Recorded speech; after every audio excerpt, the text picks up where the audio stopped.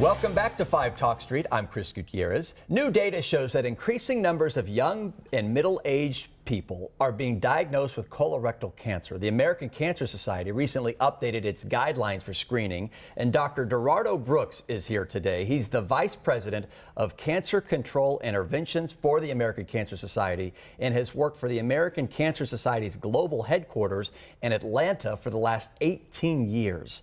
He oversees Cancer Society programs designed to increase cancer prevention and cancer screenings across the country. He also co-authored the new American Cancer Society's colorectal cancer screening guidelines, and he serves on the steering committee of the National Colorectal Cancer Roundtable.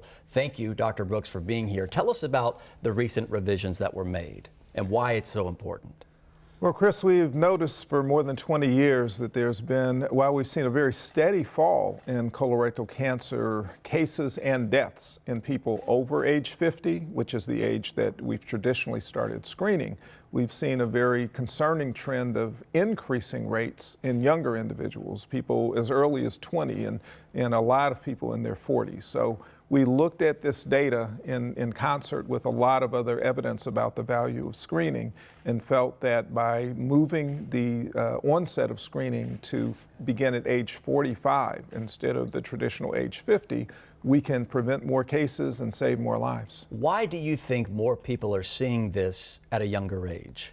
Well, unfortunately, we don't have a really good answer for that. There are a lot of good theories, a lot of hypotheses, and we know, for instance, that obesity is closely tied to colorectal cancer rates, and obesity rates have skyrocketed over the last few decades. We know that antibiotics used in food and also just overuse of antibiotics in medical practice has led to a lot of exposure, particularly in younger populations, and that may be changing something in the bacteria in our body that would be protective.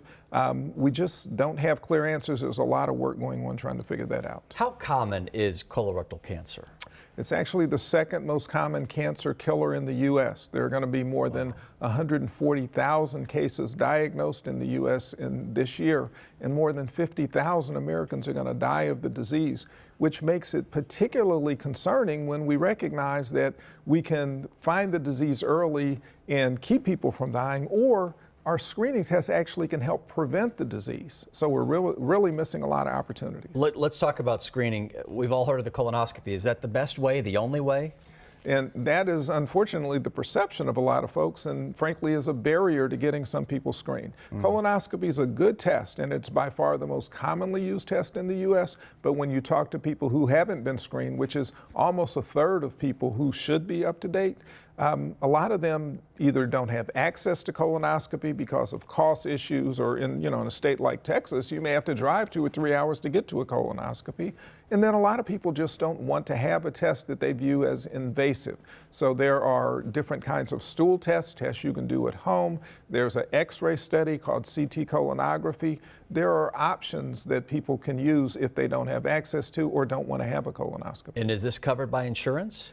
The U.S. Preventive Services Task Force is a guidelines body that's funded by the government, and anything that they say needs to be done